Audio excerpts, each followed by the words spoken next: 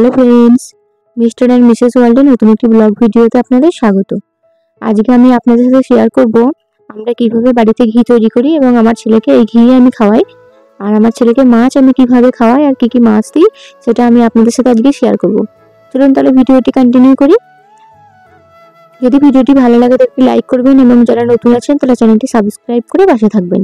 আমি তো প্রথমে দেখালাম আপনাদেরকে দুধের সর নিয়ে নিয়েছি, ওটা আমরা ফ্রিজে রাখি। যখন এক বাটি হয়ে যায় তখন এই হাঁড়িতে নিয়ে নিই আর এরকম একটা ডাল ঘটা মথুনি নিয়ে নিই। মথুনি করে প্রথমে দুধের সরটাকে এরকম করে ভালো করে মাখানোর চেষ্টা করি হাঁড়ির ভিতরে। এইভাবে ঘি করলে ঘিয়ের খাঁকড়িটা খুব কম হয়। তাছাড়া অন্যভাবে ঘি করা যায়, মিক্সিতেও ঘি করা যায়, কিন্তু তাতে খাঁকড়িটা বেশি হয়। প্রথমে দেখবেন এই সরটা একটু মাখানোর পরে একটু পাতলা হয়ে যায়, মানে একটু নরম হয়ে যায়। তারপরে আস্তে আস্তে এটা আরো শক্ত হয়ে পুরো গোল একটা বাটারের হয়ে যায় আর পানি ছেড়ে দেয়। এভাবে ঘি করলে আপনার একটু কষ্ট হয়, কিন্তু ঘিটা ঠিকভাবে হয়, নষ্ট হয় না, অনেকটা ঘি হয়। ও আমাকে হেল্প করে দিচ্ছে, এটা ওই করে দেয়। আর আমি প্রথমবার ঘি করছি, মামনি ঘি করেন না, দেখেছি। তারপরে এটা হয়ে গেছিলো, কিন্তু সে সময় ভিডিওটা করা হয়নি। আমি বাটারটা ভালো করে ধুয়ে নিয়েছি, বেশ 2-3 বার ধুয়ে নিই। আর যে একেবারে যেটা ঘোল বার হয় সেই ঘোলটা পুষিকে দিয়ে দিয়েছি খেতে। বাটারটা ধুয়ে নেওয়ার পর ওই হাঁড়িতেই বাটারটাকে আমি এবার জাল করে নেব। এভাবে বাটার হিসেবে রাখা যায়, কিন্তু এভাবে রাখি না, ঘি করেই ওকে আমি খাওয়াই।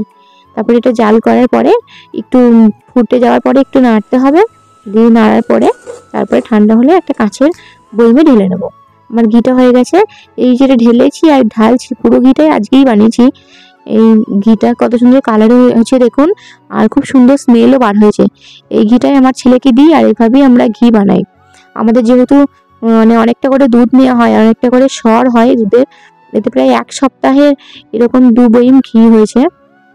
একটা বয়ম আমি রেখে দিয়েছি আর একটা বয়ম এখানে ঢেলে আপনাদের সাথে দেখিয়ে দিলাম। তারপর আমার ছেলেদিকে একটু খেলা করছে, ও খেলা করছে বলে আমি এদিকে ওর জন্য সকালে একটু খিচুড়ি বানিয়ে নেব। ওর সাথে ও খেয়েছে, ওকে খেলা দিচ্ছে বলে ও চুপচাপ আছে। ও বেশ এই টাইমটা এখন হাসছে, আর আমার ছেলে এখন অনেক রেসপন্স করে, নাম ধরে ডাকলে বা কথা বললে সাড়া দেওয়া বা আরও অ্যাক্টিভিটি করা। এখন মানে খুব দুষ্টু হয়ে গেছে, রাখাই দায় হয়ে গেছে ওকে। খাবার সময়টা খালি দুষ্টুমি করে না, তাছাড়া কিন্তু ও অনেক দুষ্টু করছে এখন। তারপরে ওর জন্য আমি খিচুড়ি বানাবো। খিচুড়ির জন্য আমি তেজপাতা আর গোটা জিরে নিয়েছি, আর চাল ডাল ধুয়ে নিয়েছি, একটু টমেটো নিয়েছি, আর রাঙা আলু, গাজর, ঝিঙে, আর এদিকে পেঁপে নিয়েছি। পেঁপেটা প্রায় একটু পেকে গেছে, মানে রাসা হয়ে গেছে। আমি এখানে ঘি দিয়ে দিয়েছি, যে ঘিটা বানিয়েছি ওই ঘিটাই দিয়েছি। তারপর তেজপাতা আর গোটা জিরেটা দিয়ে একটু মানে ফোড়ন দিলে খেতে ভালোবাসে। যতই হোক বাচ্চা তো, ওদের মুখেও স্বাদ থাকে, যেমন তেমন করে দিলে তো আর খাই না, সেই জন্য। আর এমনিতেই নুন চিনি দেওয়া হয় না, একটু আলোনে টাইপের হয়, আমাদের দিলে তো আমরাই খেতে পারবো না। এই জন্য ওকে যতটা পারি একটু বেশ মজা করে রান্না করে দেওয়ার চেষ্টা করি। ওদের চাল ডাল সমস্ত সবজিগুলো দিয়ে ভালো করে নেড়ে নিয়ে আমি জল দিয়ে দেবো। আর আমি আদার্স কোনো মশলা দিই না, অন্যদিন একটা গোলমরিচ দিই, আজকাল খিচুড়ি বলে গোলমরিচ দিলাম না। আর তার সাথে আমি সকালে ডিম সেদ্ধ করে রেখেছিলাম, এই ডিম সেদ্ধ দিয়ে খিচুড়িটাকে আমি খাইয়ে দেবো। বাচ্চাদের কিন্তু একেবারে ফুল সিদ্ধ ডিম খাওয়াবেন। আমি একদিনকে ডিম খাইয়েছিলাম আমার ছেলেকে, একটু কম সেদ্ধ ছিল, মানে কুসুমটা একটু নরম ছিল, ওটা খেয়ে সঙ্গে সঙ্গে বমি করে দিয়েছিল এবং ওর পায়খানাও হচ্ছিল, মানে ডিমটা হজম করতে পারলো না। তাই বাচ্চাদেরকে ফুল সেদ্ধ ডিম খাওয়াবেন। আর আমি এই খিচুড়িতে আজকে একটু হলুদ দিয়েছি ওর জন্য। তারপর এটা আমি সিটি দিয়ে নেবো।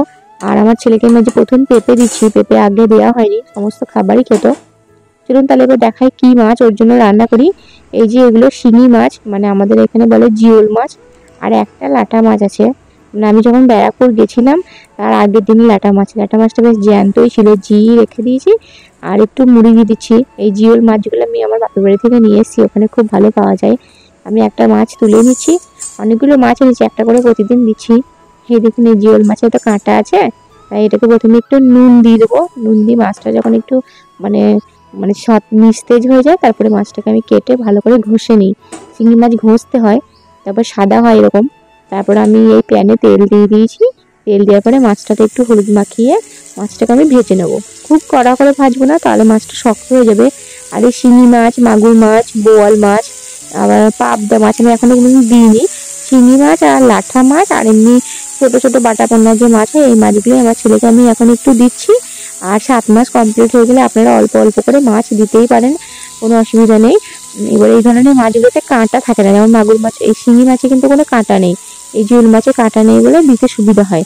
ধারের কাঁটাটা জাস্ট ফেলে দিলে মাঝখানের মাছটা, আর মাছটা যেহেতু নরম ও খেতেও পারে, আমি ওর সাথে মিক্স করে দিই ভাতের সাথে, আর অল্প একটু রেখে রেখে খাওয়াই।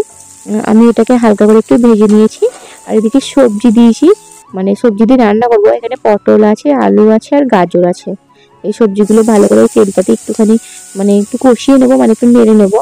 একটু ভাজা ভাজা হয়ে গেলে তারপর আমি ওটা মাছটা দিয়ে পানি দিয়ে দেবো, দিয়ে সিদ্ধ করে নেবো।